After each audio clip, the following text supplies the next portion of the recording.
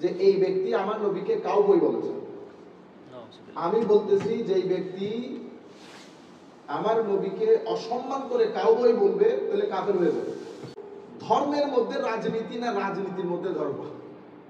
আমার ধর্মের মধ্যে রাজনীতি আছে, আমার নবী করেছেন, সাহাবায়ে কেরাম করেছেন। আমার ধর্মের ভিতরে রাজনীতি আছে। তো সব জায়গায় আল্লাহ এবং রাসূল একসাথে রেখেছেন। আল্লাহ আপনার সিনা কেন কেঁপে উঠলো না যখন আপনি ডিসএগ্রি করতে পারেন? আমি হলে বলতাম নারায়ে রিসালাত আমার এখানে বলিয়েন না, কারণ আমি নারায়ে রিসালাতের শব্দের সাথে দ্বিমত পোষণ করি। এটা হলে আমি আপনাকে বেয়াদব বলতাম না। কিন্তু আপনি লাখ জনতার সামনে, তরুণ প্রজন্মের সামনে, আপনাদের নেতা মন্ত্রীর চোখে পড়ে না এগুলা? চোখের মধ্যে আপনারা মালা দিয়েছেন। এই ব্যক্তি কথা বলতে বলতে সীমালঙ্ঘন করতে করতে সীমালঙ্ঘন হয়ে গেছে। শানের সালতে একটা ব্যক্তির সিনা কেঁপে উঠে নাই, কোন নেতা মন্ত্রীর সিনা কেঁপে উঠে নাই। আমার সাথে কারো দেখা হয় নাই, কোনো কিছু হয় নাই, কিন্তু আমি বলছি জ্বালাটা আপনার সিনায় লাগলো না কেন? আমি যদি এখন আবুল আলা মওদুদীর শানে কিছু বলি, আপনি পুরো বাংলাদেশ থেকে আমাকে ব্লক করে দেবেন। আমি চাই, আমি এটাকে নাজায়েজ মনে করছি না, কারণ আপনার নেতা। তো আপনার নেতার জন্য যে মহব্বত অন্তরে ধারণ করেন, সেটা আমার নবীর জন্য ছিল না? সেটা আমার নবীর জন্য হয় নাই? আল্লাহ এবং রাসূল নাম একসাথে রাখলে বলে শিরক হয়ে যাবে। আপনি কোন পুকুরের মাছ? বাংলাদেশের লাখো কোটি উলামায়ে কেরাম, যাদের জুতা বহন করা পর্যন্ত আমাদের তৌফিকে নাই, এত বড় বড় উলামায়ে রাব্বানী, তারা এটাকে শিরক বলে নাই। 20-30 বছরে নির্দিষ্ট একটা দেশ থেকে কোটি কোটি টাকা নিয়েছেন। সেই টাকাগুলো দিয়ে ফাইন্যান্সিয়াল ইনস্টিটিউশন বানিয়েছি, তরুণ প্রজন্মকে চাকরি দিয়েছি, চাকরি দিয়ে দিয়ে আমাদের আইডিওলজির প্রমোটার বানিয়েছি। আপনি বলছেন আমরা দ্বীনের কাজ করছি, কেউ দ্বীনের কাজ করছেন না। প্রত্যেকে যার যার আইডিওলজি প্রমোট করছেন, প্রত্যেকে যার যার আইডিওলজি প্রমোট করছেন। আমি আপনাকে অন্তর থেকে বলছি, সম্মানের সাথে চিন্তা করে দেখবেন, আমিও মারা যাব, আপনিও মারা যাবেন। আমার রাসূলের সামনে যদি দাঁড় করিয়ে দেয়, আপনি এটা বলবেন আমার নবীর সামনে যদি আপনার ভিডিও ক্যাসেট শোনাই, ইয়া রাসূলুল্লাহ, লাখো মানুষের মাজমার মধ্যে সেই কথা বলেছে, আপনি বলেন, সুন্দর করে বলেন। আদব নাই, লেখাপড়া করেন নাই। আমি জান্নাতের কড়া নাড়বো, জান্নাতের ভিতর থেকে রব্বে যুল জালাল আমার জান্নাতের দরজা খুলে দেবে। আমার নবীকে আমার আল্লাহ কোন জায়গায় রেখেছেন? আপনারা নবীকে নামাইতে নামাইতে আর কোন জায়গায় নামাবেন? এরপরে যদি বলেন ইসলামী বিপ্লব, থুতু ছিটা। আপনি আমার নবীর শানে বিয়াদবি করবেন, আপনি বিয়াদব। আমি এর থেকে নিচে নামতে পারবো না, উপরে যাইতে পারবো, নিচে নামতে পারবো না। আপনি আমার নবীর শানে কাউবয় শব্দ ব্যবহার করবেন আর আপনি ভালো ব্যবহার আশা করবেন, ইম্পসিবল। আমি আমার দর্শ শুরু করার আগে সম্মানিত মুসল্লিয়ানে কেরাম, এই হচ্ছে কিতাব, এটা হাদিস শরীফ, ঠিক আছে? আমি মোবাইল রেখেছি আমার স্ট্যান্ডের মধ্যে, এটা হচ্ছে স্ট্যান্ড। আমি এটা এখানে রাখিনি, এটা এখানে রেখেছি, মোবাইলটা এখানে রেখেছি, ঠিক আছে? আমাদের মুসল্লিয়ানে কেরাম হয়তো চিন্তা করছেন এই কথা বলে শুরু করতেছি কেন? আল্লাহ, আমরা গত দর্শ আমরা আমাদের দায়িত্ব পালন করেছি আল্লাহ পাকের মেহেরবানিতে। তো এটা প্রায় 1.5 থেকে 2 মিলিয়ন লোক দেখছে, 1.5 থেকে 2 মিলিয়ন লোক এটা দেখছে।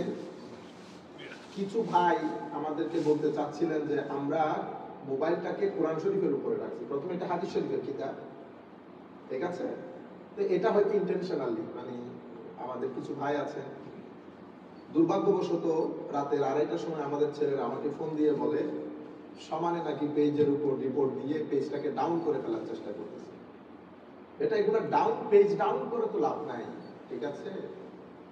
আমার নবীর দরবারে আমাকে যেমন দাঁড়াইতে হবে, আপনাকেও তো দাঁড়াইতে হবে। আমার নবী বিচার করবেন। আমি কি বলেছি? আমার নবীর দরবারে বিচার উঠবে যে এই ব্যক্তি আমার নবীকে কাউবয় বলেছে। আমি বলতেছি যে এই ব্যক্তি আমার নবীকে অসম্মান করে কাউবয় বলবে তাহলে কাফের হয়ে যাবে। আর ভিতরে যদি এটা না থাকে তাহলে পথভ্রষ্ট হবে। কিন্তু আমরা কাফের পথভ্রষ্টতা এগুলা বলা আমাদের মাকাম না, আমরা ওগুলা বলিও না। আমরা শুধু বড় ছোট হিসেবে আমাদের একটা দায়িত্ব পালন, এবং আমি আপনাদেরকে বিনয়ের সাথে অনুরোধ করেছি শব্দ চয়নে সতর্ক হওয়ার জন্য। কেন? আমি তো কোরআনের প্রিন্সিপাল বর্ণনা করেছি কোরআনের 4টা আয়াত থেকে। এখন এই আয়াতের যদি অন্য অর্থ থাকে সেটা আপনারা বলতে পারেন। আল্লাহ পাকের মেহেরবানি, আমাদের অসংখ্য লোকজন, অসংখ্য অগণিত লোকজন, 1.5 মিলিয়ন যদি ভিউ হয় স্বাভাবিকভাবে, অসংখ্য অগণিত লোকজন আমাদেরকে এই বিষয়ে জানিয়েছেন, অ্যাপ্রিসিয়েট করেছেন, ধন্যবাদ জানিয়েছেন। আমরা কারো ধন্যবাদ, কারো অধন্যবাদ, কাউকে খুশি করা, কাউকে অখুশি করা, এটা আল্লাহ পাক কখনো ভিতরে রাখেন, ভবিষ্যতে থাকবে না ইনশাআল্লাহ। যাদের গোলামি করি সেই সেন্টার থেকে খুশি থাকলে হবে, সেই সেন্টার থেকে খুশি থাকলে আল্লাহ খুশি হবে। সম্মানিত উপস্থিতি, আজকে আমরা আমাদের যে দার্স সেটা থেকে একটু সরে গিয়ে যেটা শুরু করছি এটা একটু কন্টিনিউ করব। আমাদের ভিতরে এই যে এত বিভক্তি, এটা কেন? এবং আমি আপনাদেরকে আমার নবী সাল্লাল্লাহু আলাইহি ওয়াসাল্লামের সময়কাল থেকে মুসলমানদের মধ্যে যে অনৈক্য, ফিরকা বলে না, অমুক ফিরকা সমুক ফিরকার দল, আমি একটা ব্রিফ হিস্ট্রি বলবো আপনাদেরকে ইন 10 মিনিটস। এবং আমি অনুরোধ করবো আপনারা যেন মুখস্থ করে ফেলেন, সবাইকে যেন বলতে পারেন। তো সেই সাথে আমরা দেখাবো ধর্মের মধ্যে রাজনীতি না রাজনীতির মধ্যে ধর্ম। আমার ধর্মের মধ্যে রাজনীতি আছে, আমার নবী করেছেন, সাহাবায়ে কেরাম করেছেন, আমার ধর্মের ভিতরে রাজনীতি আছে। কিন্তু আমাদের সমস্যা হয়ে গেছে, আমরা রাজনীতি করতে গিয়ে ধর্মকে ব্যবহার করি। অনেকটা আপনারা যারা পড়ালেখা করেন, যারা পলিটিক্যাল সায়েন্স পড়েছেন, ম্যাকিয়াভেলি অনেকে পড়েছেন, জানার কথা, ঠিক আছে? ম্যাকিয়াভেলি অর্থাৎ মানে রাজনৈতিক আপনার ইয়াটা পাওয়ার জন্য, সাপোর্টটা পাওয়ার জন্য ধর্মটাকে ব্যবহার করা। এবং আনফরচুনেটলি হিস্টোরিক্যালি আমরা এই কাজটাই করেছি অনেকে। কিন্তু আমাদের সবার ভিতরে যে এই জিনিসটা আছে সেরকম না। বর্তমানে যারা এক্সিস্টিং ইসলামিক পলিটিক্স করেন, আমি তাদের নিয়ত নিয়ে আমার কোনো সন্দেহ নাই, আমাদের পক্ষে এগুলো সম্ভব না। এই ধরনের কথাবার্তা, কাউকে ছোট করা, খাটো করা, আন্ডারস্ট্যান্ড না, এগুলা না। আমরা বেটা কথাগুলো একাডেমিকলি বলি, আপনারা আমাদেরকে কথাগুলো একাডেমিকলি বলবেন, তাইলে আমরাও কিছু শিখতে পারলাম। আমরা গরিব থেকে যদি আপনারা কিছু শিখতে নাও পারেন, কিন্তু আমরা তো আপনাদের কাছ থেকে শিখতে পারবো। সুতরাং আমি অনুরোধ করব বিষয়গুলো পরিপূর্ণরূপে খেয়াল করবেন। আর আমরা, এটা আল্লাহ পাকের মেহেরবানি, আমরা হুটহাট করে ডান থেকে বাম থেকে গুগল থেকে এগুলা না বেটা। আমরা এখন যে কথাগুলো বলতেছি পড়ে শুনে বলতেছি, ঠিক আছে? আপনারা তফহিমুল কোরআনটাকে স্টাডি করবেন ভালো করে। তফহিমুল কোরআনের সাথে সাথে আমাদের আরো যারা তাফসীরের কিতাব লেখা হয়েছে পুরো স্টাডি করবেন। আপনারা আল জিহাদ ফি সাবিলিল্লাহ স্টাডি করবেন এবং খিলাফত মুলুকিয়ত কিতাবগুলো স্টাডি করবেন, তানকিহাত স্টাডি করবেন। এভাবে আরো অসংখ্য কিতাব আছে, এগুলো আপনারা স্টাডি করার দরকার। কোন জায়গা থেকে মত পার্থক্যের সৃষ্টি হয়েছে, সেই মত পার্থক্য কেন সৃষ্টি হয়েছে। আমরা এখন শুধুমাত্র আপনাদেরকে ওই যে শব্দ চয়ন কেন বলেছি যে সতর্ক হন।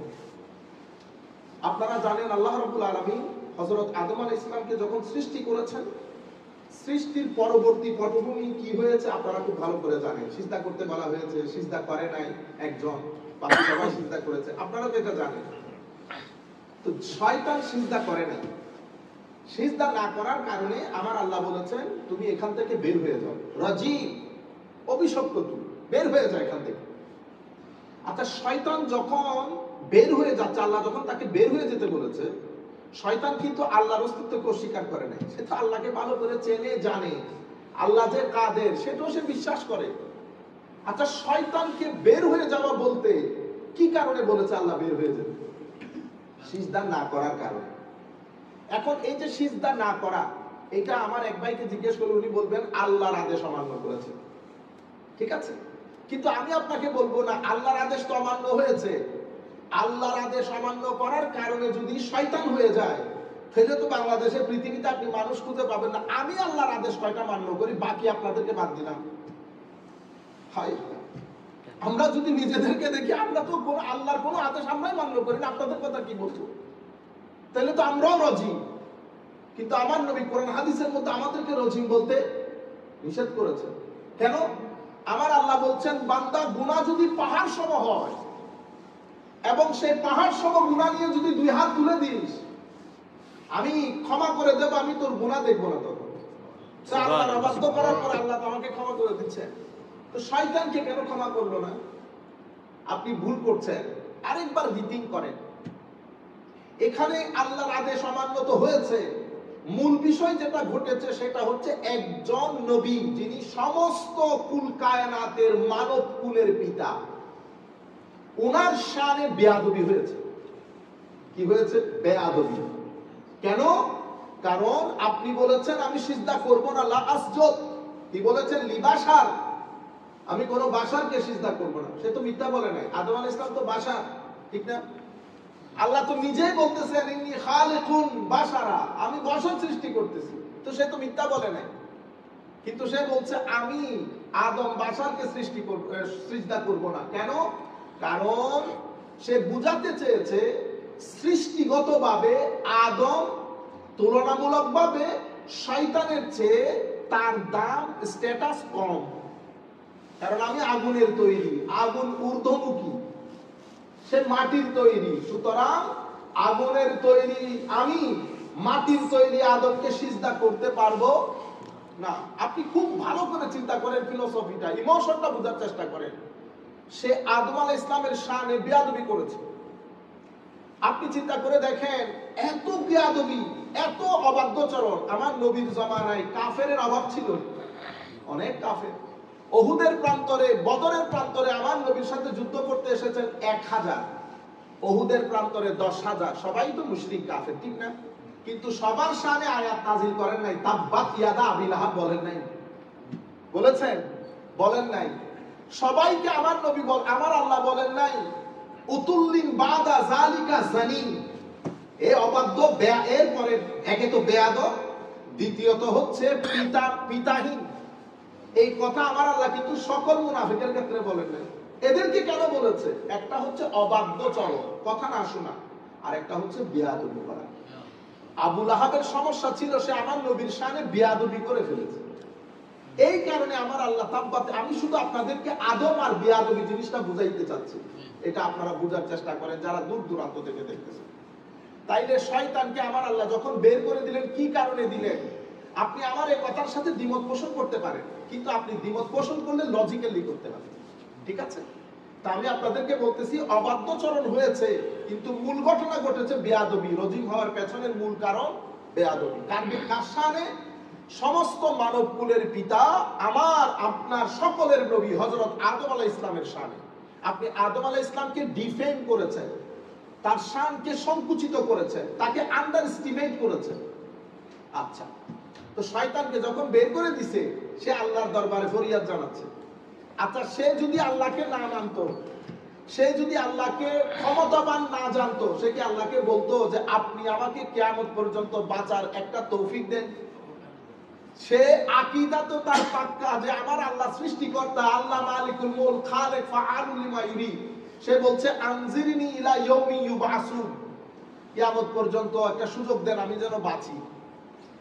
আমার আল্লাহ বলছেন ফা ইন্নাকা মিনাল মুনজারিন, দিলাম তোরে, তুমি কিয়ামত পর্যন্ত থাকবা, তোমাকে মোহলত দেওয়া হলো, সুযোগ দেওয়া হলো। এখন সে আমার আল্লাহকে বলতেছেন কি দেখেন, ফাবিমা আগুওয়াইতানি লাআকুদান্না লাহুম সিরাতাকাল মুস্তাকিম, যেহেতু আপনি আমাকে পথভ্রষ্ট করেছেন। বুঝতে পেরেছেন? তা আমরা কি করি? আহলুল হকরা কি করে? আমরা বলি না সবসময় আল্লাহ যা ভুল হয়েছে এটা আমার কারণে হয়েছে, যা কিছু শুদ্ধ হয়েছে এটা আপনার তৌফিকের কারণে হয়েছে। এটা আহলুল হক। এরা কি করে? এরা মন্দ জিনিসকে নিজের দিকে নিয়ে আসে, ভালোগুলোকে আল্লাহর দিকে নিসবত করে। এ কি করেছে? এ বলছে ফাবিমা আগুওয়াইতানি, যেহেতু আপনি আমাকে পথভ্রষ্ট করেছেন, লাআকুদান্না লাহুম সিরাতাকাল মুস্তাকিম, আমি আপনাকে চ্যালেঞ্জ করছি। কত বড় বেয়াদব দেখছেন?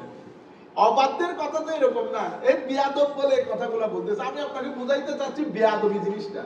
সে বলতেছে যেহেতু আপনি আমাকে পথভ্রষ্ট করছেন, আমি আপনাকে চ্যালেঞ্জ করছি, আমি সিরাতুল মুস্তাকিমের উপরে বসে যাব। আচ্ছা, বসার পরে কি করব?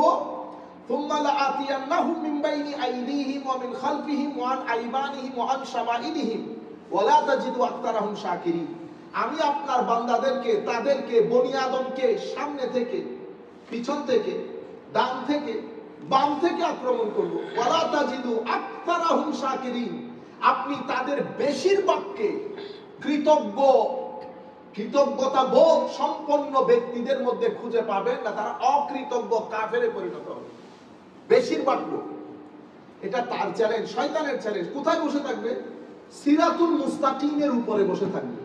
এখন আপনি আমি সারাদিন কি বলি? ইহদিনাস সিরাতাল মুস্তাকিম, আল্লাহ আমাকে সরল সোজা সঠিক পথ দেখাও। আমরা বলি আল্লাহ আমাকে সরল সোজা সঠিক পথে চলার তৌফিক দান করো। দুইটাই কথা। আপনি বলেন দেখাও, আমি বলতেছি আল্লাহ দেখাইলে হবে না, শুধু বড় কুটুম বসে আছে ওখানে। সুতরাং আপনি আমাকে তৌফিক দান করেন, আমি যেন কি করে ফেলি, এটা আমার ডেস্টিনেশনে পৌঁছে যায়। এই কারণে ইহদিনা মাদ্রাসার যারা ছাত্র আপনারা বুঝার কথা, একটা হচ্ছে আরিনাল হক, ইহদিনা মানে আমাকে হকের রাস্তা দেখাও, আর একটা হচ্ছে ইসাল ইলাল মাতলুব, আমাকে আমার ডেস্টিনেশনের মধ্যে পৌঁছিয়ে দাও। তো আমরা আল্লাহর দরবারে ফরিয়াদ করি ইহদিনাস সিরাতাল মুস্তাকিম, আল্লাহ আমাদেরকে সিরাতুল মুস্তাকিমে পৌঁছিয়ে দেন। ঠিক আছে, এখন আমি নিজে যাব না, আর কিভাবে যাব? কমনলি এখন আমাদের সমস্যা, কই আপনিও সিরাতুল মুস্তাকিম চাচ্ছেন, আমিও সিরাতুল মুস্তাকিম চাচ্ছি, ও বলতেছে আমি বসা আছি, আমি কি কাজ করব? তুমি যখন সিরাতুল মুস্তাকিমে আসবে, আমি তোমাকে ডান থেকে বাম থেকে সামনে থেকে পিছন থেকে আক্রমণ করব। এখন আমরা একবার দেখে নেই মুফাসসিরিনে কেরাম কি বলেন, ডানের আক্রমণ বামের আক্রমণ, এটা কি আক্রমণ? এ কি বন্দুক নিয়ে যুদ্ধ করবে আপনার সাথে? না, তার কাজ কি? তার কাজ হচ্ছে ইউওয়াসউইসু ফি সুদুরিন নাস মিনাল জিন্নাতে ওয়ান নাস, তার কাজ হচ্ছে এমনি করে একটু ওয়াসওয়াসা ঢেলে দেওয়া আপনার ভিতরে। আচ্ছা, মুফাসসিরিনে কেরামে আয়াতের তাফসীর করতে গিয়ে বলছেন ক্বালা আলী ইবনে আবি তালহা ইবনে আব্বাস রাদিয়াল্লাহু তাআলা আনহুমা, হযরত আব্দুল্লাহ ইবনে আব্বাস থেকে হযরত আলী বিন আবি তালহা বর্ণনা করছেন, হযরত আব্দুল্লাহ ইবনে আব্বাস রাদিয়াল্লাহু তাআলা আনহু তাফসীর করছেন সুম্মা লাআতিয়ান্নাহুম মিন বাইনি আইদিহিম, অতঃপর আমি তোমাদেরকে সম্মুখ ভাগ থেকে, তো সম্মুখ ভাগ থেকে শয়তান যখন আক্রমণ করবে এটা কিসের উপর হবে? কো উশাক্কিকুহুম ফি আখিরাতিহিম ফাউখবিরুহুম আন্নাহু লা বাসা ওয়ালা জান্নাতা ওয়ালা নার, আমার সম্মুখ ভাগের আক্রমণ তোমাদের আকীদার উপর হবে। কিসের উপর? আকীদার উপর। আমি চেষ্টা করব তোমাকে ঈমানের জায়গা থেকে ইলহাদের জায়গায় পৌঁছিয়ে দেওয়ার জন্য। আমি বিভিন্ন যুক্তি দিয়ে, সায়েন্স টেকনোলজি বিভিন্ন জিনিস ইউজ করে, ডিভাইস ওয়াসওয়াসার মাধ্যমে তোমাকে কনভিন্স করব এই কথাতে যে আখিরাত বলে কোনো কিছু, জান্নাত জাহান্নাম কোনো কিছু নাই। আর যদি এটা করতে না পারি, মিনিমাম তোমাকে আখিরাতের ব্যাপারে কনফিউজ করে দেব, আখিরাতের ব্যাপারে কনফিউজ করে দেব। তুমি বিশ্বাস করবা পুনরুত্থান বলতে কোনো কিছু নাই, কিয়ামত বলতে কোনো কিছু নাই, না জান্নাত না জাহান্নাম। তাইলে সম্মুখ ভাগের আক্রমণটা কিসের উপর হয়েছে? আকীদার উপর। কিসের উপর? কেন? কারণ সে জানে আমলের মধ্যে খারাপই থাকলেও কাউকে আপনি জাহান্নামী বলতে পারবেন না, কিন্তু আকীদার মধ্যে যদি রত্তি বরাবর ইদার উদার হয়, তাইলে আপনি এক জায়গায় থাকবেন না। সেই কারণে সে প্রথম আক্রমণ করেছে আখিরাতের উপর, মানে আকীদার উপর। এরপরের আক্রমণ কি? এরপরের আক্রমণ হচ্ছে ওয়ামিন খালফিহিম, পিছন থেকে। পিছনের আক্রমণ কিসের উপর হবে? উরাগিবুহুম ফি দুনিয়াহুম ফাযায়্যানাহা লাহুম ওয়া দাআহুম ইলাইহা, পিছনের আক্রমণ আমি দুনিয়াকে এমন দারুণ করে তার সামনে উপস্থাপন করব, সুন্দর চকচকা ম্যাটেরিয়াল, আমি তাকে পরিপূর্ণ জাগতিক হিসেবে গড়ে তুলব। আমি তার ভিতরে ওয়াসওয়াসা এমন ভাবে দেব সে পরিপূর্ণ জাগতিক হয়ে যাবে। তার ভিতরে ইমোশন, স্পিরিচুয়ালিটি, ইশক, আদব, মোহাব্বত কোনো কিছু থাকবে না। কিসের মাধ্যমে? ওয়াসওয়াসা। আমি Facebook, YouTube, Google, school, college, বন্ধু বান্ধব এগুলা ব্যবহার করে আমি, কারণ ওয়াসওয়াসা তো শয়তান দেবে বলতে ওর রিপ্রেজেন্টেটিভ দুই জায়গা, মিনাল জিন্নাতে ওয়ান নাস, জিন্নাত থেকেও আছে নাস থেকেও আছে। সে বিভিন্ন টুল ইউজ করে কখন যে আপনাকে কোন কাজে লাগিয়ে দিয়েছে আপনি বুঝবেন না, এটা শয়তানের ধারাবাহিক যুদ্ধ আমার সাথে। তাইলে সে সম্মুখ ভাগের আক্রমণ আকীদার উপর, পিছনের দিকের আক্রমণ সেটা আকীদার উপর না, সেটা আপনার স্পিরিচুয়াল ড্যামেজ করবে। সে স্পিরিচুয়াল ড্যামেজ করবে, আমলের উপর এখনো করে না। কারণ স্পিরিচুয়ালি ড্যামেজ হয়ে গেলে আমল পচে যায়, আমল পচে যায়। এরপরে কি? তো ওয়ান আইমানিহিম, ডান দিকের আক্রমণ কিসের উপর হবে? হায় হায়, ও উসাব্বিহু আলাইহিম আমরা দীনাহুম আমরা দীনিহিম মিন কিবালি হাসানাতিহিম, আমি নামাজের মধ্যে কি হয়, উঠা বসা, আচ্ছা এটা পরে এক সময় করবো নি। একটা হচ্ছে শক, একটা হচ্ছে শুভহা। শক মানে সন্দেহ তৈরি হয়ে গেছে, সন্দেহ তৈরি হয়ে গেছে, সন্দেহ তৈরি হয়ে গেলে তো ইমানের দরজা থেকে খারিজ হয়ে যাবে। শুভা, শুভা মানে আমি করতেছি কিন্তু আমার ভিতরে কিছু প্রশ্নের অবতারণা হয়, সেখানে মানুষ কাফের হয় না। সেই জন্য একজন আলেমের দরকার হয় যিনি প্রশ্নের উত্তরগুলো দিয়ে আপনার ভিতরের কনফিউশন দূরীভূত করবে। সে কি করে? সন্দেহ তৈরি করে নাই, শুভা তৈরি করেছে, আপনাকে কনফিউজ করে দিচ্ছে, যাবো কি যাবো না, করবো কি করবো না। দূর মিলাদুন নবী অনেকে বেদাত বলে, দফা করো, ঠিক আছে, আপনাকে কনফিউজ করে দিয়েছে। কুল কায়নাত যে করতেছে এটা নিয়ে আর আপনি কনভিন্স হয়ে গেছেন, কিন্তু আপনার চোখ অন্ধ হয়ে গেছে। আপনি নিজেকে নিজে প্রশ্ন করেন নাই যে যদি এরকমই হয় তো আল্লামা ফুতুনি সাহেব তো বড় আলেম, তো ওনার বুঝে আসে নাই? মুফতি মুহাদ্দিস হাবিবুর রহমান সাহেব বুঝে আসে নাই? পৃথিবীর এত বড় বড় আলেম কারো বুঝে আসে নাই, শুধু আপনার বুঝে আসছে। দেখছেন এত বড় বড় আলেমরা, এত মানুষ, পৃথিবীর এত বড় বড় বিশ্ববিদ্যালয়ে ঘটনাগুলো ঘটতেছে। আমি জাস্ট রবিউল আউয়াল শরীফের কথা বলছি, কিন্তু আপনি কনভিন্স হতে পারতেছেন না। কেন? কারণ কেউ একজন আপনার ভিতরে শুভা ঢুকাইছে, মিনাল জিন্নাতি ওয়ান নাস, মূল কাজটা কে? ওই শয়তানের চ্যালেঞ্জ। আচ্ছা, এরপরে কি বলেছে? ওয়ান শিমালিহিম, তো শিমালিহিম বলে মানে আমি বাম দিক থেকে আক্রমণ করব। তো বাম দিকের আক্রমণ কি? আমি গুনাহগুলাকে, দুনিয়াকে, অশ্লীলতাকে তার জীবনের স্বর্ণালঙ্কার বানিয়ে দেব। ঠিক আছে, সে অশ্লীলতা থেকে বের হইতে পারবে না। চমকের উপর চমক, অ্যাট্রাকশনটা আমি এমন ভাবে ডিজাইন করব তার সামনে, সে ওখান থেকে বের হয়ে আসতে পারবে না। তাইলে শয়তানের এই আক্রমণ, শয়তান নিজে বলতেছে আমি তাকে সামনে, পেছনে, ডানে, বামে, আমার এই মাল্টি ডাইমেনশনাল আক্রমণ, সে আপনি আপনার বেশিরভাগ বান্দাকে সিরাতুল মুস্তাকিমের উপর দেখবেন না, এটা শয়তান বলতেছে। ঠিক আছে, সামনের আক্রমণটা আকীদার উপর, সামনের আক্রমণ আকীদার উপর। তো আকীদা কেমন? আপনি দেখেন, সে তো শয়তান, নলেজে, বিদ্যায়, বুদ্ধিতে সে, আপনি বুঝতেছেন না, আপনার রগে রগে হাঁটে, সে ওয়াসওয়াসা দেয়, সে বুঝে আপনাকে কোন জায়গা থেকে কি করলে সে সাকসেসফুল হবে। এখন এখানে তো শুধুমাত্র মুফাসসিরিন একরাম আখিরাতের ব্যাপারে আপনাকে কনফিউজ করে বলতেছে, কিন্তু মনে রাখবেন আমাদের ঈমানের মধ্যে আমরা যখন কালমা পড়ি লা ইলাহা ইল্লাল্লাহ মুহাম্মাদুর রাসূলুল্লাহ সাল্লাল্লাহু আলাইহি ওয়াসাল্লাম, আমার আল্লাহ কোরআনে পাকের মধ্যে যখন আমার নবীকে তুলে ধরেছে, আমার নবীকে যখন তুলে ধরেছেন প্রত্যেক জায়গায় আমার নবীকে আল্লাহ আল্লাহর সাথেই রেখেছেন, আমার নবীকে আল্লাহ আল্লাহর সাথেই রেখেছেন। কোন জায়গা থেকে আমার নবীকে আল্লাহ বাদ দেন নাই। আনফরচুনেটলি, যেমন আমার আল্লাহ যখন বলেছেন, মনে আছে আমার নবী সাল্লাল্লাহু আলাইহি ওয়াসাল্লাম হিজরতের রাতে, আমি পাথর মারিনি, হ্যাঁ, যাতে মুসলমানরা বের হয়ে যেতে পারে, পাথর মারছে কে? আমার আল্লাহ। কিন্তু আমার আল্লাহ কোরআন শরীফ, আমার নবী, কিন্তু কোরআন শরীফের মধ্যে আমার আল্লাহ কি বলছে? আমার রামাইতা ইস রামাইতা ওয়ালাকিন্নাল্লাহ রামা।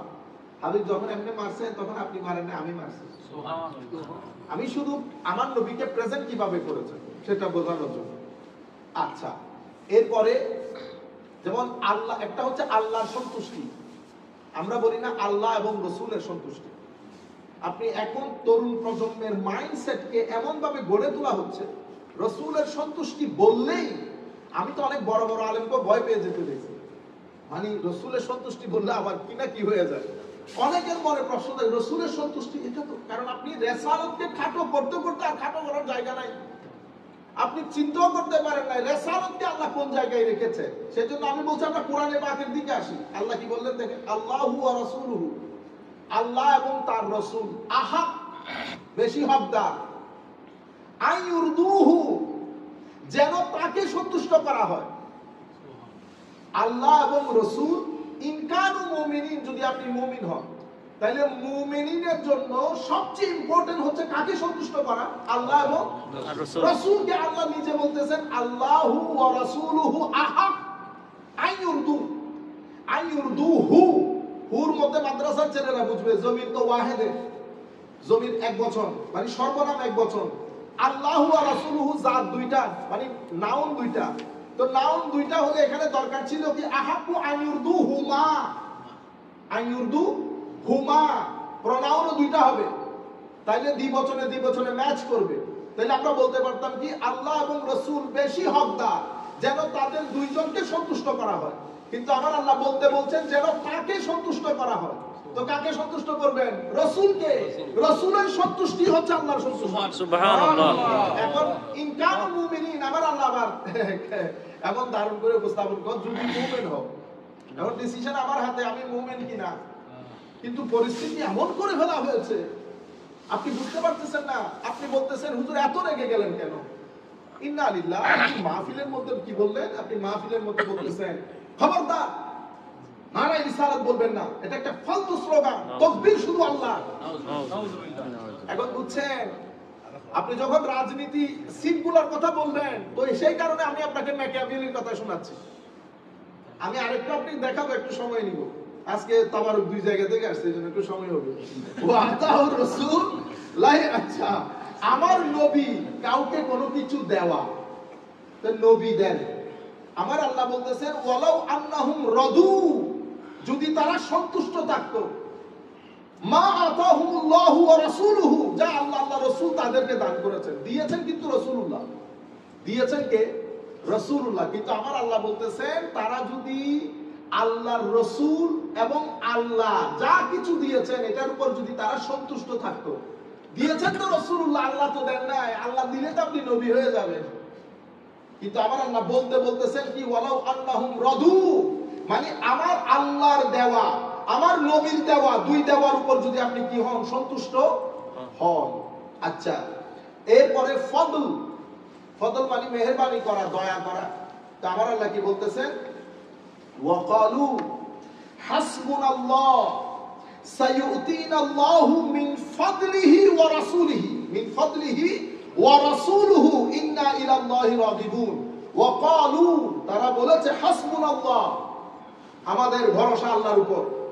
সাইয়ুতিনাল্লাহু, অনতি বিলম্বে আল্লাহ এবং রাসূল দয়া করে আমাদেরকে দেবেন, আল্লাহ এবং রাসূল দয়া করে আমাদেরকে দিবেন। ইন্না লিল্লাহি ওয়া ইন্না ইলাইহি রাজিউন। আল্লাহ রাসূল দয়া করে দিচ্ছেন, আল্লাহ রাসূলের সন্তুষ্টি, নবী দেওয়া মানে আল্লাহ দেওয়া। আচ্ছা, এরপরে ওয়ামা নাকামু ইল্লা আন আগনাহুমুল্লাহু ওয়া রাসূলুহু মিন ফাদলিহি, আল্লাহ এবং রাসূল নিজ দয়ায় যখন আপনাদেরকে দিয়ে পয়সাওয়ালা বানাই দিবেন। কার দয়া? আল্লাহ এবং আল্লাহ রাসূল নিজের দয়ায়। আপনারা আমরা শানে রিসালাতকে একেবারে মানে আন্ডার এস্টিমেট করে দিলাম। আচ্ছা, এরপরে আনআমাল্লাহু আলাইহি ওয়া আনআমতা আলাইহি, আল্লাহ তাদের উপর নিয়ামত দান করেছেন, ওয়া আনআমতা আলাইহি, এবং আপনিও দান করেছেন ইয়া রাসূলুল্লাহ। আল্লাহর নিয়ামত এবং রাসূলের নিয়ামত, আল্লাহর নিয়ামত এবং রাসূলের নিয়ামত। এভাবে আপনি আগে আগে যাচ্ছেন, আমি তো সংক্ষিপ্ত করতেছি কারণ আমাকে অনেক আরেকটু সময় নিতে হবে। ইয়া আইয়ুহাল্লাযীনা আমানু লা তুকাদ্দিমু বাইনা ইয়াদাইল্লাহি ওয়া রাসূলিহি, মানুষ আপনি সাহাবায়ে কেরাম আমার নবীর আগে একটা কাজ করে ফেলেছেন। আমার আল্লাহ বলতে কি বলছেন? হে মুমিন, লা তুকাদ্দিমু বাইনা ইয়াদাইল্লাহি ওয়া রাসূলিহি, আল্লাহ এবং আল্লাহর রাসূলের আগে আগে হাঁটিও না। তা আল্লাহর আগে কেউ হাঁটতে গেছে? আল্লাহর আগে আপনি হাঁটতে পারবেন? আল্লাহর কোনো শেপ আছে? তো আমার নবীর আগে তো সব জায়গায় আল্লাহ এবং রাসূল একসাথে রেখেছেন। আল্লাহ, আপনার সিনা কেন কেঁপে উঠলো না যখন আপনি ডিসএগ্রি করতে পারেন? আমি হলে বলতাম নারায়ে রিসালাত আমার এখানে বলিয়েন না, কারণ আমি নারায়ে রিসালাতের শব্দের সাথে দ্বিমত পোষণ করি। এটা হলে আমি আপনাকে বেয়াদব বলতাম না, কিন্তু আপনি লাখ জনতার সামনে, তরুণ প্রজন্মের সামনে আপনাদের নেতা মন্ত্রীর চোখে পড়ে না এগুলা? চোখের মধ্যে আপনারা মালা দিয়েছেন। এই ব্যক্তি কথা বলতে বলতে সীমালঙ্ঘন করতে করতে সীমালঙ্ঘন হয়ে গেছে। শানে রিসালাতে একটা ব্যক্তির সিনা কেঁপে উঠে নাই, কোন নেতা মন্ত্রীর সিনা কেঁপে উঠে নাই। আমার সাথে কারো দেখা হয় নাই, কোনো কিছু হয় নাই, কিন্তু আমি বলছি জ্বালাটা আপনার সিনায় লাগলো না কেন? আমি যদি এখন আবুল আলা মওদুদীর শানে কিছু বলি, আপনি পুরো বাংলাদেশ থেকে আমাকে ব্লক করে দেবেন। আমি চাই, আমি এটাকে নাজায়েজ মনে করছি না, কারণ আপনার নেতা। তো আপনার নেতার জন্য যে মহব্বত অন্তরে ধারণ করেন, সেটা আমার নবীর জন্য ছিল না? সেটা আমার নবীর জন্য হয় নাই? আল্লাহ এবং রাসূল নাম একসাথে রাখলে বলে শিরক হয়ে যাবে। আপনি কোন পুকুরের মাছ? বাংলাদেশের লাখো কোটি উলামায়ে কেরাম যাদের জুতা বহন করা পর্যন্ত আমাদের তৌফিকে নাই, এত বড় বড় উলামায়ে রব্বানি, তারা এটাকে শিরক বলে নাই। 20-30 বছরে নির্দিষ্ট একটা দেশ থেকে কোটি কোটি টাকা নিয়েছেন, সেই টাকাগুলো দিয়ে ফাইন্যান্সিয়াল ইনস্টিটিউশন বানিয়েছি, তরুণ প্রজন্মকে চাকরি দিয়েছি, চাকরি দিয়ে দিয়ে আমাদের আইডিওলজির প্রমোটার বানিয়েছি। আপনি বলছেন আমরা দ্বীনের কাজ করছি, কেউ দ্বীনের কাজ করছেন না। প্রত্যেকে যার যার আইডিওলজি প্রমোট করছেন, প্রত্যেকে যার যার আইডিওলজি প্রমোট করছেন। আমি আপনাকে অন্তর থেকে বলছি, সম্মানের সাথে চিন্তা করে দেখবেন, আমিও মারা যাব, আপনিও মারা যাবেন। আমার রাসূলের সামনে যদি দাঁড় করিয়ে দেয়, আপনি এটা বলবেন, আমার নবীর সামনে যদি আপনার ভিডিও ক্যাসেট শোনাই, ইয়া রাসূলুল্লাহ, লাখো মানুষের মাজমার মধ্যে সেই কথা বলেছে, আপনি বলেন, সুন্দর করে বলেন। আদব নাই, লেখাপড়া করেন নাই, মাহফিলের মধ্যে লাখো জনতার সামনে এই আন্দাজে যারা কথা বলে, আমরা এদেরকে, আমি আর বললাম না শব্দগুলো, সেই কারণে ব্যবহারে, কথাবার্তায়, পরিবার, শিক্ষা সবকিছু তুলে ধরবেন জাতির কাছে। ভদ্রলোক গালি দিলেও সম্মান থাকে, ভদ্রলোক গালি দিলেও সম্মান থাকে। আল্লাহ রাব্বুল আলামিন আমাদের সবাইকে হেদায়েত দান করুন। আমি আপনাদেরকে যে কথাটা বলতে চাচ্ছিলাম, আমার আল্লাহ আমার নবীকে এভাবে প্রেজেন্ট করেছেন। শুধু এটা না, যেভাবে আমি আপনাদেরকে বলেছি, কোরআনে পাকের মধ্যে গত জুমার মধ্যে 2-3 জুমা আগে আলোচনা করেছে, এই যে আতিউল্লাহ আতিউর রাসূল, আল্লাহর আনুগত্য, রাসূলের আনুগত্য। আপনি কোন জায়গায় আল্লাহ শুধু নিজের আনুগত্য জিকির করেন, কিন্তু অসংখ্য জায়গায় শুধু রাসূলের আনুগত্যের কথা বলেছেন। শুধু এটা না, আমার আল্লাহ প্রত্যেক নবীর সাথে বিয়াদবি হয়েছে, নবীরা নিজেরা উত্তর দিয়েছে, কিন্তু আমার নবীর ক্ষেত্রে আল্লাহ সেরকম করেন নাই। প্রত্যেক উত্তর আমার নবীর উত্তর আমার আল্লাহ নিজে দিয়েছেন। প্রত্যেক নবীকে নাম ধরে ধরে ডেকেছে। আমার আল্লাহ সকলের স্রষ্টা, নাম ধরে ডাকলে কার কি, কিন্তু আমার নবীকে নাম ধরে ডাকেন নাই। এটা আপনি বুঝতে পারেন না, কেন ডাকলেন না? মহব্বতের কারণে তো। আপনারা বুঝতে পেরেছেন? আমার নবীর মহব্বত, ইয়া আইয়ুহাল মুযাম্মিল, ইয়া আইয়ুহাল মুদ্দাসসির, ইয়াসিন, কাফা, ইয়া আইন সাদ, আইন সিন কাফ নুন, কত সুন্দর করে করে ডেকেছেন আমার আল্লাহ। আপনি অত সুন্দর না পারেন, মোটামুটি সম্মান তো বজায় রাখবেন। যদি আপনারা যেভাবে প্রেজেন্ট করতেছেন, বাস যা মুখ দিয়ে আসতেছে বলতেছে, যা মুখ দিয়ে আসতেছে, শেষ পর্যন্ত একজন বলতে বলতে তো এতটুকু চলে গেছে, কামলা দিছে বলে। নাউযুবিল্লাহ। এই ইমামুল মুরসালিন নবী, কুল কায়নাতের নবীর নবী, আমার আল্লাহ বলছেন, আমার নবী বলছেন, কিয়ামতের ময়দানে যখন সমস্ত ফেরেশতারা, সমস্ত সাহাবায়ে কেরাম বিভিন্ন নবীর শান বর্ণনা করছেন, আদম সফিউল্লাহ, মুসা কালিমুল্লাহ, ঈসা রূহুল্লাহ, ইব্রাহিম খলিলুল্লাহ, করেন নাই হাদিস? আমার নবী কি বলেছেন? আমি তোমাদের কথাগুলো শুনেছি, কিন্তু আমি কে? আমার হাবিবুল্লাহ ওয়ালা ফাখর, আমি আল্লাহর হাবিব। এটা নিয়ে আমার কোনো, আমার boasting, এটা নিয়ে আমি অহংকার করি না। শুধু তাই না, কিয়ামতের ময়দানে সবাই চুপচাপ থাকবে। আল্লাহর কোর্টে সেদিন প্রথম বক্তব্য রাখবো on behalf of the whole humanity আমি। আল্লাহ সমস্ত কারামাত, সম্মান, সবকিছুর চাবিকাঠি আমার হাতে দিয়ে দেবেন। হ্যাঁ, লেওয়ায়ে হামদ আমার হাতে থাকবে, আমাকে মাকামে মাহমুদ দান করবে। আমি আমার উম্মতের গরিব গুড়া বানিয়ে প্রথম জান্নাতে ঢুকবো। আমি জান্নাতের কড়া নাড়বো, জান্নাতের ভিতর থেকে রব্বে জুল জালাল আমার জান্নাতের দরজা খুলে দেবে। আমার নবীকে আমার আল্লাহ কোন জায়গায় রেখেছেন?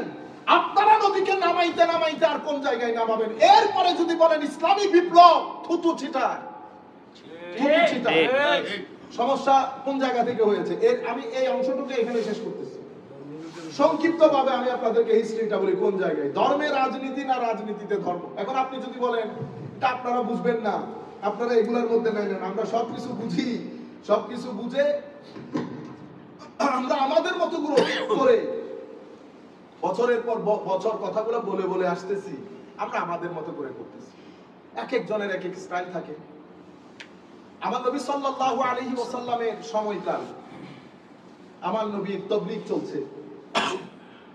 কেউ তো সাহস করে বিরোধিতা করতে পারছে না। তখন আমার নবী তখন স্বাভাবিক স্টেজের মধ্যে বসা, শক্তিমত্তার দিক থেকে হযরত আলী আমার নবীর কোর্টে, ফারুক আজম আমার নবীর কোর্টে, আমির হামজা আমার নবীর কোর্টে। আমার নবী কাকে গনে?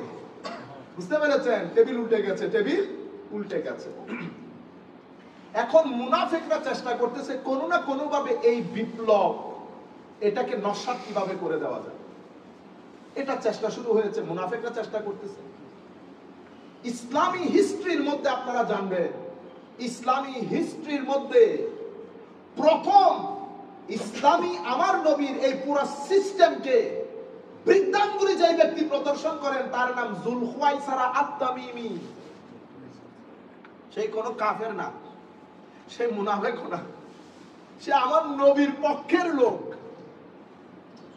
আমার নবীর কাছে কিছু স্বর্ণ পাঠিয়েছেন হযরত আলী। এক হাদিসের মধ্যে হযরত আলী, অন্য হাদিসের রওয়ায়াতের মধ্যে হযরত মুআজ বিন জবরের নাম এসেছে। আমার নবী স্বর্ণগুলো আমার নবীর 4 জন সাহাবী, গরিব গুরাবা সাহাবীর মধ্যে বন্টন করে দিয়েছেন। সেই চাচ্ছিল তার এলাকার কিছু লোকজনকে দেখ, তাকেও দেখ। এটা তার ভালো লাগে নাই। সে দাঁড়িয়ে আমার নবীকে বলতেছেন, ইদিল ইয়া মুহাম্মদ সাল্লাল্লাহু আলাইহি ওয়াসাল্লাম। এখান থেকে বেয়াদবির যাত্রা শুরু। ফার্স্ট টাইম, প্রথম আমার নবীকে আমার নবীর পক্ষের একজন লোক ইয়া মুহাম্মদ বলে সম্বোধন করল। এটার সাথে তো সাহাবায়ে, এই কালচারের সাথে সাহাবায়ে کرام পরিচিত না। সাহাবায়ে کرام তো বিআবি আনতা ওয়া উম্মি ইয়া রাসূলুল্লাহ, আল্লাহু ওয়া রাসূলুহু আ'লামু, ফিদাকা ইয়া রাসূলুল্লাহ। হুজুর আপনার কদমে কুরবান, আমার মা বাবা আপনার কদমে কুরবান। সাহাবায়ে کرام তো এটা এই কালচারে অভ্যস্ত। তাহলে ইয়া মুহাম্মদের শান অভ্যস্ত না। এটা শোনার পরে সাহাবায়ে کرام তাকাইতেছে একজন আরেকজনের দিকে, বলে কি বেয়াদব। এ বলতেছে, ইদিল, ডু জাস্টিস ও মুহাম্মদ। আপনি যেভাবে বন্টন করেছেন এটাতে আপনি পক্ষপাতিত্ব করেছেন। আপনি কি করেছেন? পক্ষপাতিত্ব। এটা কোনো কাফের বলছে না। আমার নবীর মজলিসের কোরআন পড়া, হাদিস পড়া, না কি বলে রোজা রাখা, নামাজ পড়া, আমার নবীর পিছনে পাঞ্জে গানা নামাজ পড়ে, কোরআন শরীফ পড়তে পড়তে ঠোঁট ভিজা রাখে, রোজাতে রমজানে রোজা রাখে, এই ব্যক্তি আমার মজলিসে উঠে এই কথা বলতেছে।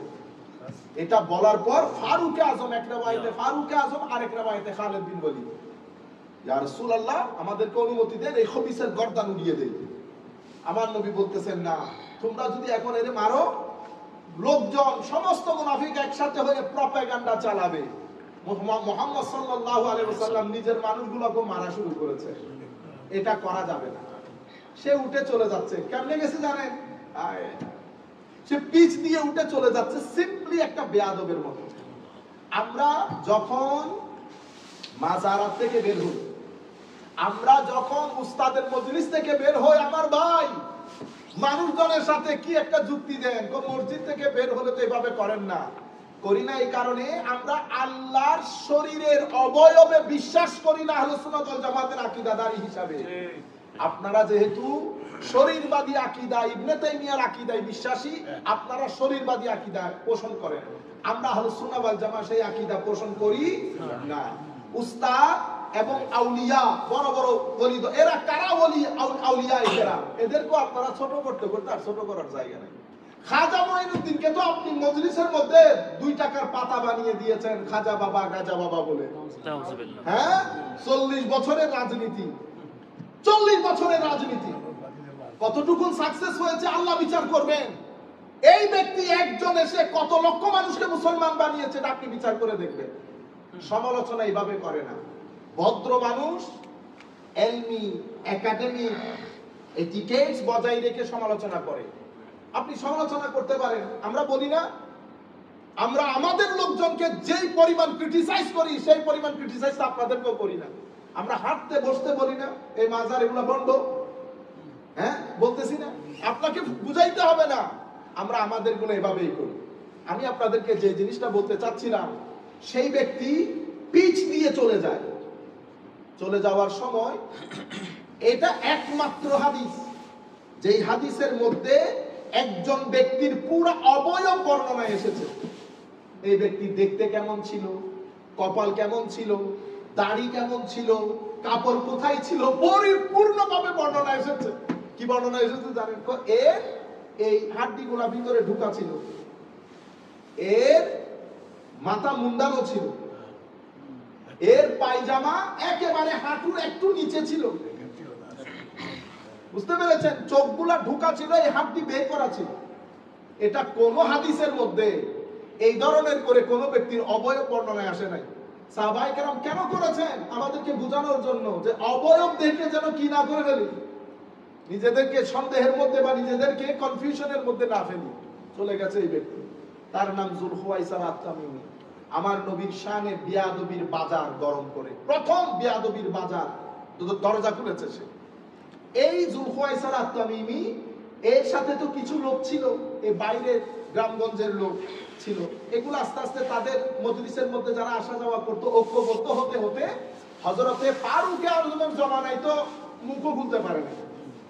উসমান গনি রাদিয়াল্লাহু তাআলা আনহুর জামানায় যখন ফিতনা আস্তে আস্তে মাথা ছাড়া দিয়ে উঠছে বিভিন্ন মুনাফিকদের কারণে, সেই কারণে আজকেও যারা দেখবেন মুসলিম দুনিয়ার মধ্যে মুনাফিক বেশি, এরা ওই রক্ত বহন করে। যারা মুনাফিকের রক্ত গ্রহণ করে, মীর জাফর বলেন, মীর কাসেম বলেন, দেখবেন ওই পিছনের দিক থেকে গেলে আমার নবীর সাথে যারা মুনাফিকি করেছে ওই রক্ত। আচ্ছা, তারা উসমান গনির জামানায় ঐক্যবদ্ধ হতে শুরু করেছে। শুরু করে করে করে করে প্রথমে তারা নিজেদেরকে উসমানী, আমরা উসমান রাদিয়াল্লাহু তাআলা দলের লোক। তো কি আপনাদের চাওয়া পাওয়া কি? আমাদের চাওয়া পাওয়া হচ্ছে এই পুরা হত্যাকাণ্ডের পেছনে হযরত আলীর হাত। কার হাত? হযরত আলী। বুঝতে পেরেছেন? তো এদেরকে আমরা কি বলি? উসমানী। এরা উসমানী। এই গুরুটা পরবর্তীতে মুসলিম মিল্লাত এদেরকে খারেজি বলে। কি বলে? খারেজি, খাওয়ারিজ। খারেজি শব্দটা খারাজা ইয়াখরুজু থেকে, বের হওয়া। তো খারেজি কেন বলছে? কারণ এরা মুসলিম মিল্লাতের মেইন স্ট্রিম থেকে কি হয়ে গেছে? বের হয়ে গেছে। এই খারেজি হযরত আলী রাদিয়াল্লাহু তাআলা আনহু যখন খেলাফতের দায়িত্ব গ্রহণ করেন, তখন এরা অফিশিয়ালি মুসলিম সোসাইটি থেকে বের হয়ে দূরে এক জায়গায় তাবু গেড়ে মুসলমানদের বিরুদ্ধে যুদ্ধের ঘোষণা করে। পলিটিক্যাল খারেজি কোন আইডিওলজিক্যাল পার্টি ছিল না, এটা পলিটিক্যাল পার্টি ছিল, পলিটিক্যাল পার্টি। এখন আপনি ধর্মটাকে তাদের রাজনৈতিক স্লোগান কি ছিল জানেন? আল্লাহ বাদে কারো বিচার মানি না,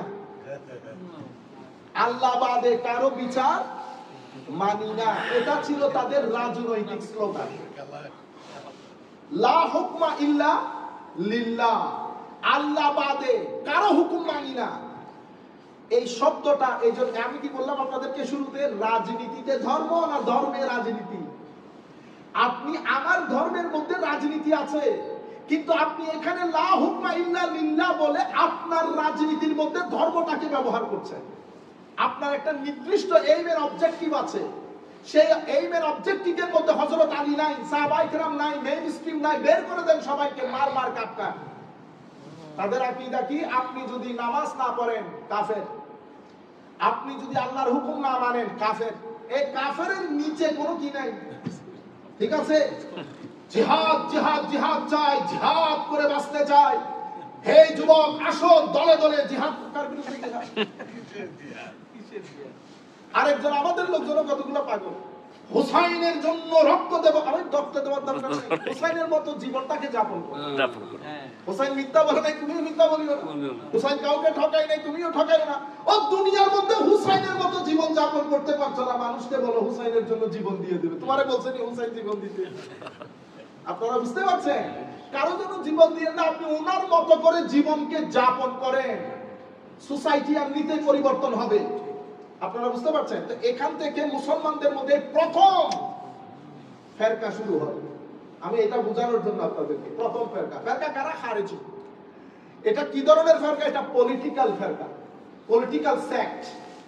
তো প্রথম মুসলমানদের সেক্টেরিয়ান প্রবলেমস এক্সপেরিয়েন্স করছে মুসলমানরা, কিন্তু হযরত আলী এদেরকে কাফের বলেন নাই। এটা আমাদের সকলের জন্য এখানে কি হয়েছে? নসিহত হয়েছে। জিজ্ঞেস করেছে, হুজুর এদেরকে আমরা কি বলবো? এরা আমার ভাই, আখুনা, আমাদের ভাই। এতক্ষণ পর্যন্ত গত প্রায়, আমি তকরির শুরু করেছি 2004 থেকে, আপনারা একদিনের বক্তব্য বের করতে পারবেন আপনাদেরকে আমি অসম্মান করে কথা বলছি? আপনি আমার নবীর শানে বিয়াদবি করবেন, আপনি বিয়াদব। আমি এর থেকে নিচে নামতে পারবো না, উপরে উপরে যাইতে পারবো, নিচে নামতে পারবো না। আপনি আমার নবীর শানে কাউবয় শব্দ ব্যবহার করবেন আর ভালো, আপনি ভালো ব্যবহার আশা করবেন, ইম্পসিবল। কিন্তু আমরা ওই যে কাফের হাবিজাবি গুলো আহলে সুন্নাহ ওয়াল জামাতের কি না কালচার। তো বলতেছে এখন আমাদের ভাই বাগাও আমাদের বিরুদ্ধে বিদ্রোহ করেছে, বাগাওয়াত করেছে, কিন্তু কাফের না। তারা আলাদা করে তাবু গেড়ে মুসলিমের মেইন স্ট্রিম থেকে হযরত আলীর বিরুদ্ধে যুদ্ধ ঘোষণা করেছে, হযরত আলীকে কাফের ফতোয়া দিয়েছে। হযরত আলীকে কাফের না বলে নাই এমন অনেক সাহাবীকে হত্যা করেছেন ওনারা। জবাই সংস্কৃতি, জবাই করে দেওয়া, এটার প্রথম, বুঝতে পেরেছেন, প্রথম মুসলিম উম্মতের সাথে প্রথম ইন্ট্রোডিউস করেন এরা, জবাই করে দেওয়া। বদরের যুদ্ধ, উহুদের যুদ্ধ, খন্দকের, আপনি যুদ্ধগুলো বের করেন, কোন যুদ্ধে আমার নবীর সাহাবী কাউকে জবাই করেছে? আপনি জবাইয়ের কথা বলছেন। হযরত হারেসা রাদিয়াল্লাহু, কথা লম্বা হবে এজন্য আমি ওইদিকে যাচ্ছি না। হযরত হারেসা রাদিয়াল্লাহু তাআলা আনহু আমার নবী সাল্লাল্লাহু আলাইহি ওয়াসাল্লাম জুহাইনা গোত্রে পাঠিয়েছেন যুদ্ধের জন্য। তারা আপনারা জানেন বিদ্রোহ শুরু করেছে। হযরত হারেসা রাদিয়াল্লাহু তাআলা আনহুকে আমার নবী সেনা প্রধান করে পাঠিয়েছেন। উনি বলতেছেন আমি আগের রাত আমাদের লোকজনকে হত্যা করতে দেখেছে কাফের মুশরিকরা। তারপরের দিন হত্যাকারীদের মধ্য থেকে একজনকে আমি পেয়েছি। পাওয়ার পর আমার সাথে এক আনসারী সাহাবী ছিল, আমি তাকে ঝাপটে ধরেছি। সে আমার অবস্থান দেখে বুঝতে পেরেছে সে মারা যাবে, কারণ আমি ডিসাইডেড টু কিল হিম।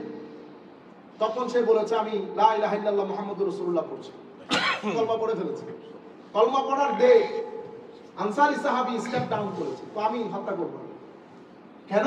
আরে আমি নিজের চোখে দেখেছি গতকালকে করেছে, আজকে তো সে কলমা করে ফেলেছে। কলমা সে ভয়ে করেছে। কিন্তু আনসারী সাহাবী বলতেছে তুমি করলে করতে পারো, বাট আমি এই কেসের মধ্যে নাই, আমি এই কেসের মধ্যে নাই, হত্যা করেছি। এই কথা তারা মদিনা শরীফ আসার আগে আমার নবীর দরবারে চলে গেছে। হারেসা এক ব্যক্তিকে কলমা পড়ার পরেও হত্যা করেছে। হায় হায়, আমার নবী ডাকলেন হারেসা, তুমি তাকে কলমা পড়ার পরেও হত্যা করলা? হারেসা বলতেছেন ইয়া রাসূলুল্লাহ, ওই যে কথাগুলো আমি তার আগের দিন দেখেছি।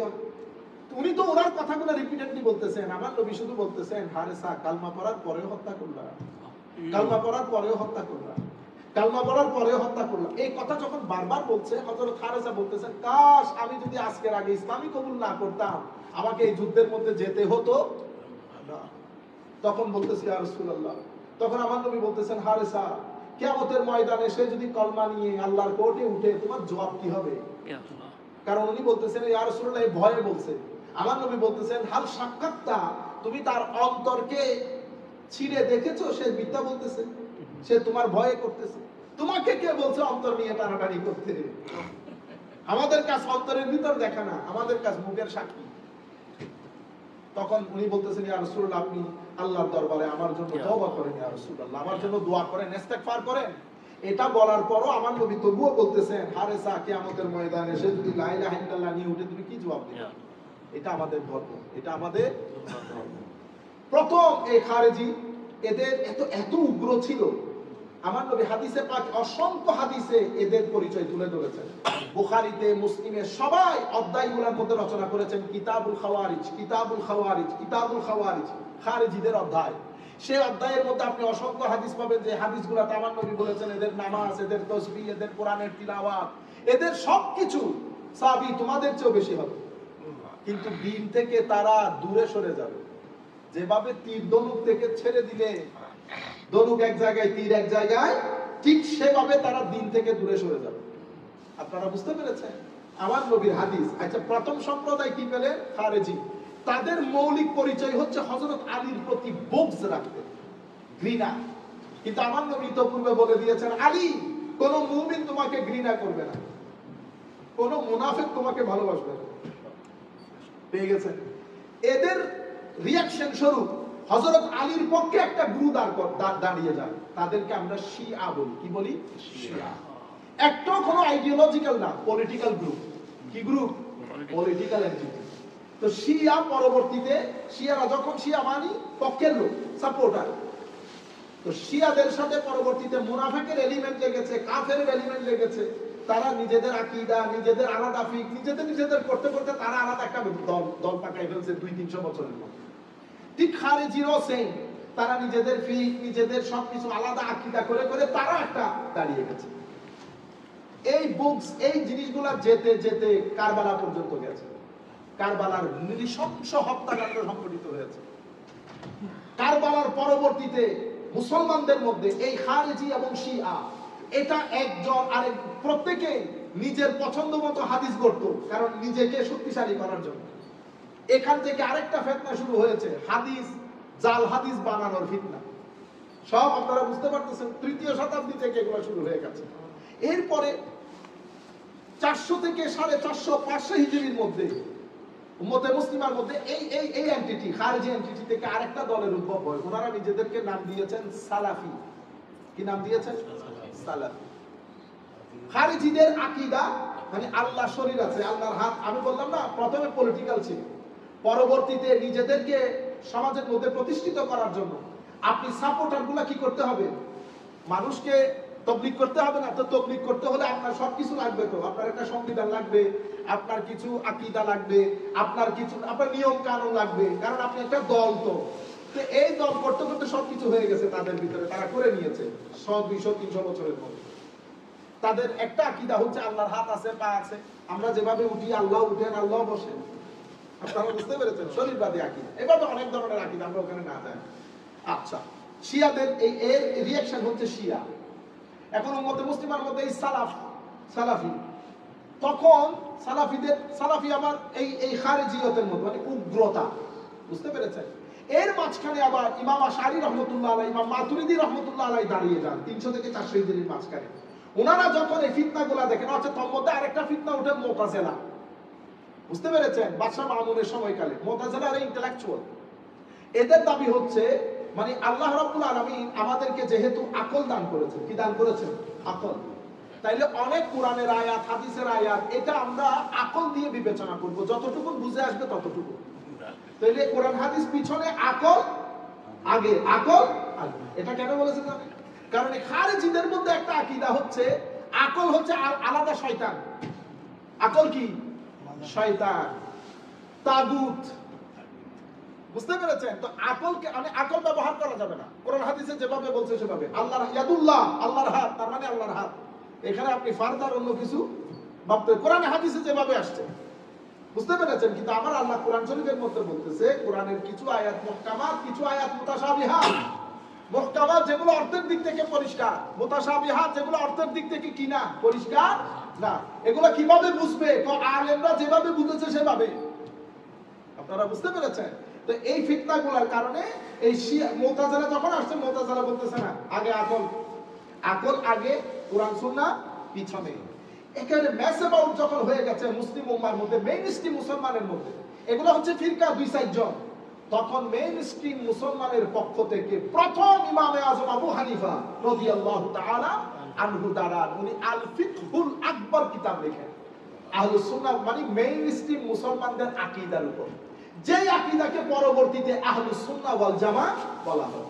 তো ইমামে আযম আবু হানিফা তাবেঈ, এরপরে উনার ছাত্র ইমাম তাহাবী 300 হিজরির মাঝখানে, 300 350 হিজরির মাঝখানে উনি এই আকীদাকে ফারদার আরো ইন্টারপ্রেট করেন মুসলমানদেরকে ঐক্যবদ্ধ রাখার জন্য। মেইনস্ট্রিম মুসলমানদের আকীদাগুলো রেখে এদের বিরুদ্ধে যারা কথা বলে তাদেরকে রদ করার জন্য, তাদের প্রত্যুত্তরের জন্য এই ইমাম তাহাবীর কিতাব আহলুস সুন্নাহ ওয়াল জামাতের আকীদা, এটাকে বাগদাদি ইমাম আশআরী, তাশকন্দের মধ্যে মাতুরিদের মধ্যে ইমাম মাতুরিদি, আবু মনসুর মাতুরিদি, ওনারা এই আকীদাকে সময়ের ডিমান্ড, কারণ এখানে ফিলোসফিক্যাল প্রশ্ন তৈরি হয়েছে, সায়েন্টিফিক প্রশ্ন তৈরি হয়েছে, এই প্রশ্নগুলোর উত্তর দিয়ে ওনারা আহলুস সুন্নাহ ওয়াল জামাতের আকীদাকে আরো সামনের দিকে নিয়ে যান। এটার উপরে ধারাবাহিকভাবে পেতে পেতে আজকে আপনারা যে পুরো পৃথিবীতে আহলুস সুন্নাহ ওয়াল জামাত, ওইটার কারণে ওগুলা ফেরকা রয়ে গেছে, এরা মেইনস্ট্রিম মুসলমান রয়ে গেছে। আপনি বুঝতে পেরেছেন? তো 300 হিজরির মধ্যে সালাফি এরও সেম ওই যে শরীরবাদী আকীদাকে প্রমোট করবে, উগ্রতাটাকে প্রমোট করবে। এটা হচ্ছে হযরতে কারবালার প্রান্তরে দুইটা শক্তি মুসলমানদের, একটা হুসাইনি একটা ইয়েজিদি। মেইনলি ইয়েজিদি যে সেন্টিমেন্ট, এটাকে প্রমোট করার জন্য ওনারা নিজেদেরকে সলফ বলে দাবি করেছেন।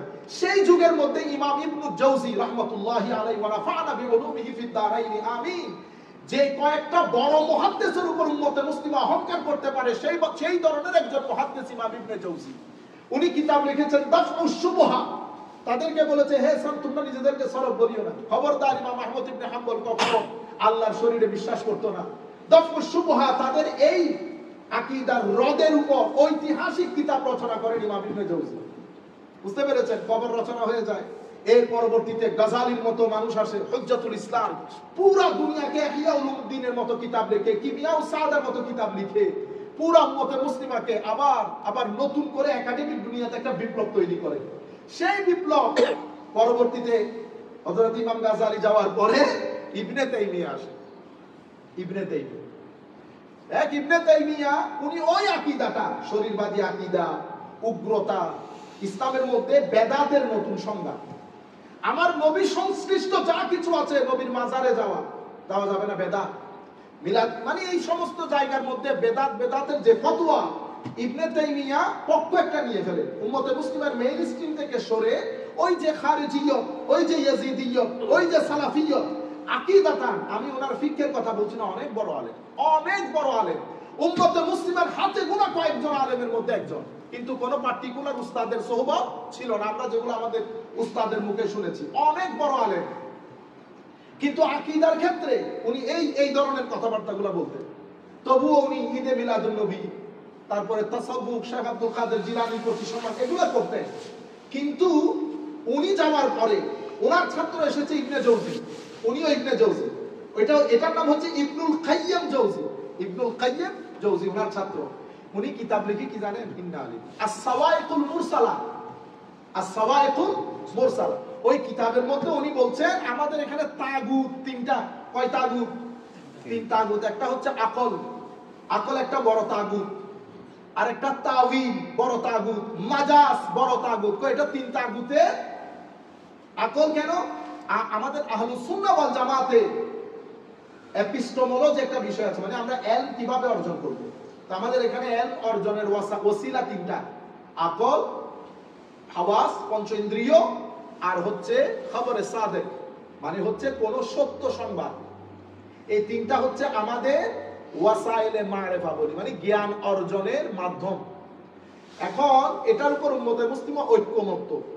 এখন ইবনে তাইমিয়া এবং ওনার অনুসারীদের দৃষ্টিতে আকল হচ্ছে বড় শয়তান। বুঝতে পেরেছেন? তারপরে মাজাজ, কোরআন শরীফের মধ্যে রূপক অর্থে অনেক কিছু ব্যবহার হয়েছে। উনি রূপক অর্থকে মনে করতেন শয়তান, রূপক বলা যাবে না, রূপক বললে ইমান হারা হয়ে যাবে। এই জন্য এই কিতাবগুলা লিখে ওনারা আহলুস সুন্নাহ ওয়াল জামাতের বিরুদ্ধে এই শুরু থেকে প্রপাগান্ডা করতেন। আহলুস সুন্নাহ ওয়াল জামাত নাম দিয়েছে মুআত্তালা। কি নাম দিয়েছে? as-সাওয়াইকুল মুরসালা আলাল জাহমিয়াতে ওয়াল মুআত্তালা। মুআত্তালা মানে যারা কোরআন হাদিসকে নিজের ইচ্ছা মতে আকল ব্যবহার করে, অন্য অর্থে ব্যবহার করে, মূল অর্থটাকে রহিত করে। আহলুস সুন্নাহ কি মূল অর্থটাকে রহিত করেছে? এই কাজ উনি শুরু করেছেন। তো এই উম্মতে মুসলিমার মধ্যে এই ইবনে তাইমিয়ার ব্যাখ্যাটা 700-750 হিজরিতে চলেছে, পরবর্তীতে রহিত হয়েছে, পরবর্তীতে ব্লক হয়ে গেছে। উম্মতে মুসলিমার উলামায়ে কেরাম ছিলেন পার পায় নাই। যখন আমাদের তুর্কি শাসন পতনের পরে সৌদি আরব ক্ষমতায় আসলো, তারা উম্মতে মুসলিমার এই 5% এর এই আকীদাটাকে গ্রহণ করে 95% কে বেদাত এবং মুশরিক ফতোয়া দিয়ে এটাকে আউটসাইড করে দিয়েছে। এটার বিরুদ্ধে এই ইবনে তাইমিয়ার এই আকীদাগুলো নিয়ে এটাকে প্রমোট করা শুরু করেছে। শুরু করতে করতে এটাকে এক্সট্রিম পর্যায়ে নিয়ে গেছে এবং তারা পুরো ব্লক করে দিয়েছে আহলুস সুন্নাহ ওয়াল জামাত। এখান থেকে জিহাদের ক্ষেত্রে তাদের ব্যাখ্যা যদি দেখেন, অনেক উগ্র। ইসলামী শাসন আপনি ইসলামী শাসন মানে হাত কেটে দেওয়া। সোসাইটির মধ্যে আপনি বুঝিয়ে দেন পুরো পৃথিবীর মধ্যে। আমার এখনো মনে আছে ইংল্যান্ডের মধ্যে যখন আমি ইসলামী শাসন নিয়ে কথা বলতেছিলাম, আমাদের লোকাল আপনি বলেছিল, কি বলো তুমি এগুলো তো আমরা কখনো শুনি নাই। আল্লাহ, ইসলামী খিলাফত মানে ইসলামিক স্টেট, ইসলামিক রাজনীতি। আপনি যখন রাজনীতি করছেন, আমারও সেমন রাজনীতি, কিন্তু আমার সিস্টেমটা আপনার সিস্টেমের চেয়ে ভালো। আমার সিস্টেমের মধ্যে পিসফুল কোএক্সিস্টেন্স আছে, আমার সিস্টেমের মধ্যে ডেমোক্রেসি আছে, আমার সিস্টেমের মধ্যে হিউম্যান রাইট। এখন তাকে বোঝানো হয়েছে ইসলামী আইন মানে হাত কেটে দিবা, ইসলামী আইন মানে একজনকে গায়ে রাইয়া তারে পাথর স্টোনিং করে। এটাই তো যুবকদের মাথার ভিতরে ঘুরে। কেন? কারণ আমাদের যখন তুর্কি শাসন পতন, সৌদি আরব ক্ষমতায় আসে, এর পরবর্তীতে আপনারা জানেন ইংল্যান্ড এবং ফ্রান্সের ক্ষমতা প্রতিষ্ঠিত হয়ে যায়, চতুর্দিকে মুসলমানরা অস্ত্র যেতে যেতে যেতে একেবারে দেওয়ালের সাথে পিঠ লেগে যায়। এরপরে মুসলমানদের মধ্যে আবার বিপ্লবের একটা চিন্তা, মুসলমান আবার ঘুরে দাঁড়াতে চেষ্টা করে। ঘুরে দাঁড়াতে চেষ্টা করার সময় সেখানে আমাদের আবুল আলা মওদুদী, জামাল উদ্দিন আফগানি, শেখ আব্দু সহ অসংখ্য লোক বিপ্লবের জন্য কাজ করে। বিপ্লবের জন্য কাজ করতে গিয়ে তারা আকীদা, শানে রিসালাত, তাসাউফ এগুলাকে আন্ডার এস্টিমেট করে। তারা তরুণ প্রজন্মকে জিহাদি মনোভাব সম্পন্ন করে তোলার চেষ্টা করে। আমি নিয়তের মধ্যে আমি নিয়ত নিয়ে তো আমি খেলতে পারবো না, নিয়ত হয়তো ভালো ছিল, কিন্তু প্রসিডিংসটার সাথে আমি তো আর বলতে পারবো না যে আমি দ্বিমত, আমি ছোটখাটো মানুষ। আমি আপনাদেরকে যেটা বলতেছি, উম্মতে মুসলিমার বেশিরভাগ লোক এই প্রসিডিং এর সাথে দ্বিমত পোষণ করে, এই প্রসিডিং এর সাথে দ্বিমত পোষণ করে। এবং এই হুকুমতটাকে তাদের আলটিমেট টার্গেট হচ্ছে আগে সরকার, আগে সরকার, যে কোনো মূল্যে আগে সরকার, মেরে কেটে হাঙ্গামা করে আগে সরকার। এখন আগে সরকার আপনি প্রতিষ্ঠা করবেন, উম্মতে মুসলিমার মধ্যে আকীদা আছে, আমল আছে, আখলাক তাসাউফ আছে। আপনি আকীদার ক্ষেত্রেও কোনো পক্ষ নেন নাই, জগা খিচুড়ি করে ফেলেছেন। আমলের ক্ষেত্রেও কোনো পক্ষ নেন নাই, জগা খিচুড়ি করে ফেলেছেন।